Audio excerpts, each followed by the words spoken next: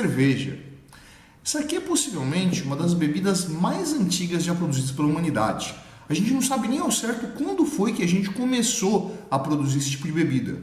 O mais certo é que os primeiros a fazerem cerveja foram os sumérios, povo mesopotâmico, que começou a formar suas primeiras cidades-estados ali na Mesopotâmia por volta ali de uns 3.000 anos e poucos antes de Cristo. Cara, como é que eles começaram a produzir esse tipo de bebida? Bom, a gente sabe que cerveja começou sendo produzido principalmente a partir de cereais fermentados, possivelmente cevada, pelos registros que a gente conseguiu aí preservar de alguma forma. Acontece o seguinte, o primeiro cara a fazer cerveja, a gente perdeu o registro disso. Mas possivelmente isso se deu a partir das primeiras ocupações neolíticas nessa região. E por que vão começar a produzir cerveja, então? Ou qualquer outro tipo de bebida alcoólica? Bom, quando a gente entra no Neolítico, a gente começa a ocupar espaços de forma sedentária, ou seja, a gente para de migrar de um local para o outro. E quando a gente se transforma em seres sedentários, essa ocupação do espaço necessariamente vem junto dela uma poluição. Então começa a ter uma contaminação dos recursos. E um dos recursos ali que vai ser um dos primeiros a ser contaminado vai ser a água, já que as primeiras ocupações neolíticas vão tender a se ocupar ali nos territórios próximos a rios. Afinal de contas, o rio traz ali, além da água, terra fértil, animais que vão ali para beber água. Então essas primeiras ocupações, consequentemente, começar a poluir esses rios. Essa poluição vai começar a deixar uma série de bactérias e essas bactérias poderiam matar os seres humanos. Quando a gente começa a produzir bebidas alcoólicas, esse álcool não permite o desenvolvimento de bactérias. A falta dessas bactérias aí tornava essa bebida aí um pouco mais saudável. Fábio, pelo amor de Deus, você está aí promovendo o consumo de álcool, está estimulando o alcoolismo? Não, cara, não é isso que eu estou falando. Acontece o seguinte, a produção desse tipo de bebida garantiu ali uma sobrevivência material daquelas populações ali durante a formação da antiguidade oriental, Não só no Oriente, vão surgir outras bebidas aí alcoólicas que vão permitir com que essas comunidades tivessem uma fonte de líquidos que pudesse hidratar eles. Até então, essas comunidades aí sobreviviam como para poder se hidratar, sendo que a água dos rios, dos lagos, poderia estar contaminada por bactérias. Principalmente frutas e legumes muito ricos em líquidos, o que garantia ali algum tipo de hidratação. Bom, a cerveja, assim como as demais bebidas alcoólicas, trazem um efeito de droga dentro do corpo, o que causa ali determinados efeitos que são apreciados, que são vistos como um meio de entretenimento, de diversão, onde a pessoa fica um pouco mais solta, onde ela se sente um pouco mais feliz. Consequentemente, produzir cerveja acabou se tornando um ótimo negócio, acabou se tornando uma ótima fonte de vida nessas produções dessas comunidades. Isso vai ser tão funcional que lá da Mesopotâmia essa bebida vai começar a atingir outros povos, indo lá para o Egito, onde vai se tornar extremamente popular. Aliás, no Egito, professor era pago em cerveja. Pois é, pasme, meu amigo, salário de professor no Egito era cerveja. Bom, quer dizer que o professor bebia todo o salário dele? Não, obviamente que não, A cerveja, inclusive, era uma fonte de mercado, Então o professor recebia em cerveja, ele vendia essa cerveja, ele tinha uma profissão extra ali, além de lecionar, ele era um comerciante de cerveja e, óbvio, aquilo também servia para o seu consumo.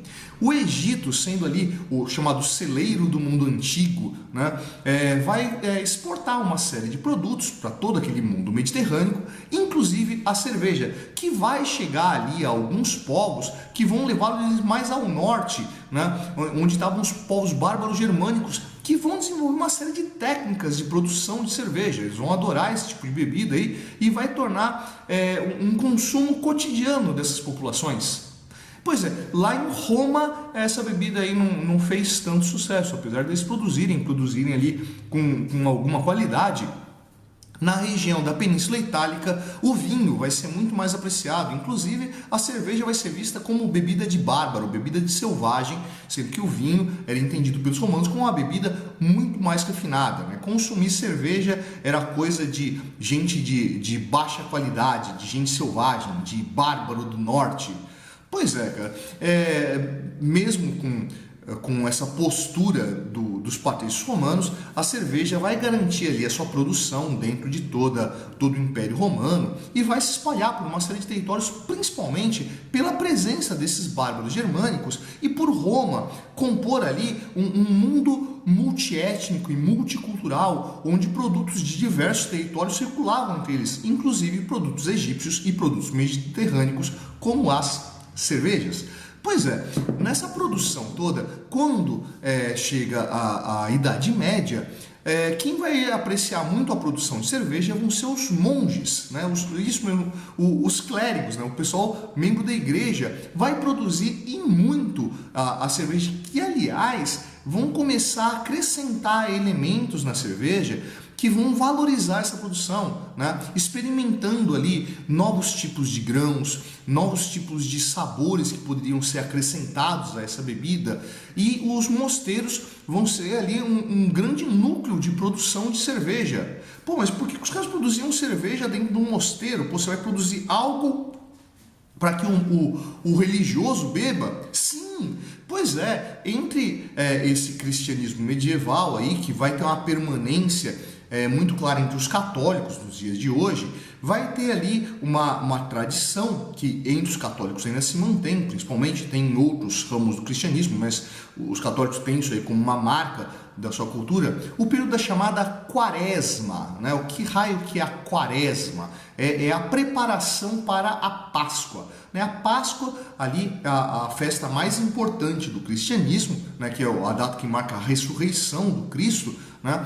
Antes da celebração da Páscoa, existe um período, né, de preparação desses cristãos, né? E esse período de preparação vem com uma série de mortificações, né? Vamos castigar o corpo para elevar o espírito, né? Nessa de você castigar o corpo, o que se fazia muito? Jejum, né? Então os monges aí estavam habituados a, durante a quaresma, jejuar, pelo menos ali durante o dia, assim como os islâmicos fazem no Ramadã. Então, durante o dia, enquanto o sol estava no céu, eles evitavam comer qualquer coisa.